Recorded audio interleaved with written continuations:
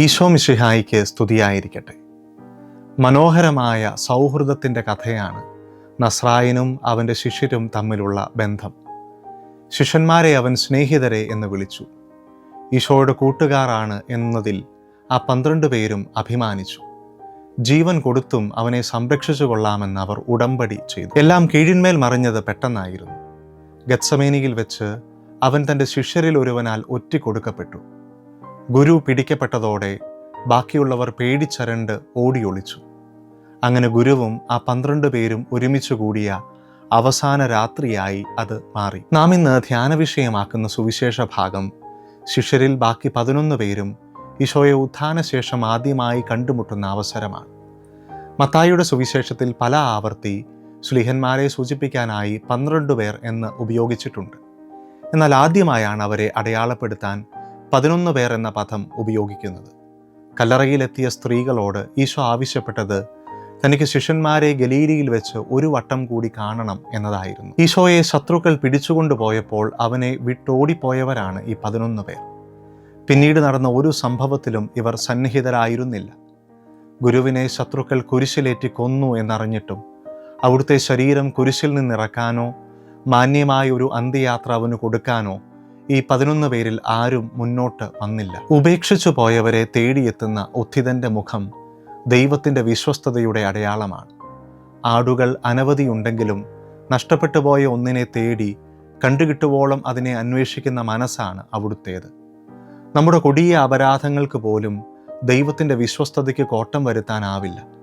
തിമോത്തിയോട് പൗലോസ് ഇപ്രകാരം പറയുന്നു: നാം അവിശ്വസ്തരായിരുന്നാലും അവൻ വിശ്വസ്തൻ ആയിരിക്കും. എന്തെന്നാൽ തന്നെ തന്നെ നിഷേധിക്കുക അവന് സാധ്യമല്ല. ഉത്ഥിതനെ ആദ്യമായി കാണുന്ന ശിഷ്യന്മാർ എങ്ങനെ പ്രതികരിച്ചു എന്ന് സുവിശേഷകൻ കൃത്യമായി രേഖപ്പെടുത്തുന്നുണ്ട്. അവനെ കണ്ടപ്പോൾ അവർ അവനെ ആരാധിച്ചു, എന്നാൽ ചിലർ സംശയിച്ചു. ഉത്ഥാനം എന്ന മഹാരഹസ്യത്തിന് മുമ്പിൽ സാധാരണക്കാരായ മനുഷ്യർ സംശയിക്കുന്നത് സ്വാഭാവികം. സംശയദൃഷ്ടി അടച്ച് വിശ്വാസത്തിൻ്റെ കണ്ണുകൾ തുറന്നാൽ അത്ഭുതങ്ങൾ സംഭവിക്കും. മഹാനായ തോമസ് അക്വീനാസ് പറയുന്നു: വിശ്വാസമുള്ളവർക്ക് ഒരു വിശദീകരണവും ആവശ്യമില്ല. വിശ്വാസമില്ലെങ്കിൽ എത്ര വിശദീകരണം തന്നാലും നിനക്ക് മതിയാവുകയുമില്ല. ബുദ്ധിക്ക് പിടികിട്ടാത്ത ദൈവിക രഹസ്യങ്ങൾ വിശദീകരണങ്ങളൊന്നും ചോദിക്കാതെ വിശ്വസിക്കാനുള്ള കൃപയാണ് നമുക്ക് വേണ്ടത്. ശിഷ്യന്മാരെ ഉത്ഥാനശേഷം കണ്ടുമുട്ടിയപ്പോൾ ഈശോ പറഞ്ഞു തുടങ്ങിയത് ഇപ്രകാരമാണ്: സ്വർഗത്തിലും ഭൂമിയിലുമുള്ള സകല അധികാരവും എനിക്ക് നൽകപ്പെട്ടിരിക്കുന്നു. ഈശോ രാജാവാകണമെന്ന് ആഗ്രഹിച്ചവരാണ് ശിഷ്യന്മാർ. ആ രാജ്യത്തിലെ പ്രമുഖ സ്ഥാനങ്ങൾ അവർ മോഹിച്ചിരുന്നു. അങ്ങനെയുള്ളവരോടാണ് ഉത്ഥാനശേഷം തൻ്റെ അധികാര പരിധിയെക്കുറിച്ച് അവിടുന്ന് സംസാരിക്കുന്നത്. ഈശോ രാജാവാണെങ്കിൽ ഉത്ഥാനം അവിടുത്തെ കിരീടധാരണമാണ്. ഭൂസ്വർഗങ്ങളുടെ അധിപനാണ് അവിടുന്ന്. ദാനിയേൽ ദീർഘദർശി ഇക്കാര്യം മുൻകൂട്ടി പ്രവചിച്ചിരുന്നു. എല്ലാ ഭാഷക്കാരും അവനെ സേവിക്കേണ്ടതിന് ആധിപത്യവും മഹത്വവും രാജത്വവും അവന് നൽകി. അവൻ്റെ ആധിപത്യം ശാശ്വതമാണ്, അതൊരിക്കലും ഇല്ലാതാവുകയില്ല. ഭൂസ്വർഗങ്ങളുടെ മേൽ ഒരിക്കലും അവസാനിക്കാത്ത തൻ്റെ അധികാരത്തെ ഓർമ്മപ്പെടുത്തിക്കൊണ്ട് ദുർബലരായ ശിഷ്യന്മാരെ അവിടുന്ന് ധൈര്യപ്പെടുത്തുന്നു. ഗുരുവിൻ്റെ ദൗത്യം തുടരുക എന്നതാണ് ശിഷ്യന്മാരുടെ കടമ. 3 കാര്യങ്ങൾ ഈശോ ശിഷ്യന്മാരെ ഭരമേൽപ്പിക്കുന്നു. 1, എല്ലാ ജനതകളുടെയും അടുത്ത് പോവണം. ഈശോ എന്ന നാമം കേൾക്കാത്തവർ ജീവിച്ചിരിക്കുന്നവരിൽ ആരും ഉണ്ടാവരുത് എന്നർത്ഥം. 2, മാമോദീസ നൽകണം. എല്ലാ ജനപദങ്ങളും ഒരാലയത്തിൽ ഒരു ഇടയൻ്റെ കീഴിലാവാൻ തീവ്രമായി യത്നിക്കണം. 3, അവിടുന്ന് കൽപ്പിച്ചിട്ടുള്ളതെല്ലാം അനുസരിക്കാൻ അവരെ പഠിപ്പിക്കണം.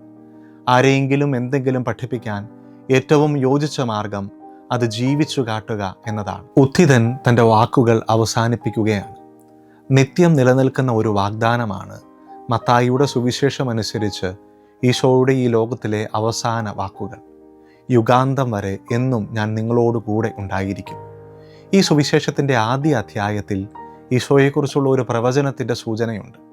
ദൈവം നമ്മോടുകൂടെ എന്നർത്ഥമുള്ള എമ്മാനുവേൽ എന്നവൻ വിളിക്കപ്പെടും. ഈശോയുടെ ഈ വിളിപ്പേരിൻ്റെ അർത്ഥം ഇവിടെ വ്യക്തമാവുകയാണ്. എപ്പോഴും കൂടെയുള്ള ദൈവ സാന്നിധ്യമാണ് അവിടുത്തേത്. ദുരിതങ്ങളിൽ പ്രത്യാശ കൈവിടാതെ മുന്നോട്ടു പോകാൻ ദൈവം എമ്മാനുവേലാണ് എന്ന ബോധ്യമുണ്ടായാൽ മാത്രം മതി.